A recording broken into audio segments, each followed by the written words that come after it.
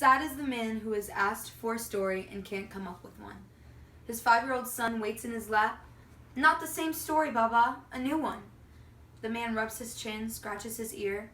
In a room full of books, in a world full of stories, but he can recall not one, and soon he thinks the boy will give up on his father. Already the man lives far ahead. He sees the day his boy will go. Don't go!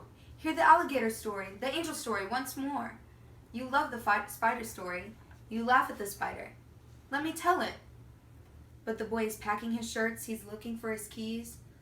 Are you a god, the man screams, that I sit mute before you? Am I a god that I should never disappoint? But the boy is here. Please, Baba, a story? It is an emotional rather than logical equation, an earthly rather than heavenly one, which posits that a boy's supplications and a father's love add up to silence. Okay, so we're doing soapstone. And soapstone stands for speaker, occasion, audience, purpose, subject, and tone. So, the speaker in the story. The speaker is not said directly, so the speaker is implied in this poem. Okay. The occasion is set in the childhood of the kid.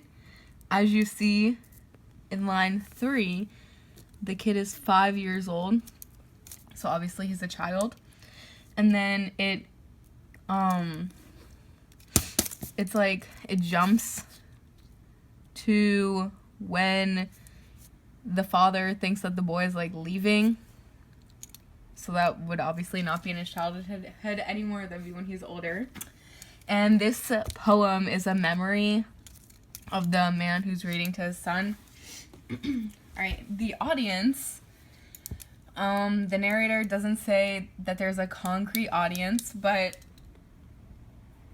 the audience could be geared towards like fathers or sons, fathers and sons. They could read it together. Who knows? Alright, so then the purpose is basically just throughout this whole poem is just to demonstrate the complicated relationship between the father and the son, and like how the father feels and like his like fears and how he feels about his son and like what he thinks that his son will do if he can't live up to his son's expectations.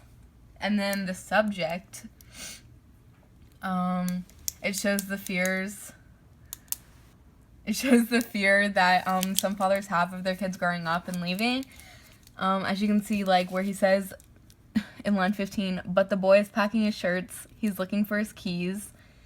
That's just a natural fear that fathers and all parents have about their kids leaving.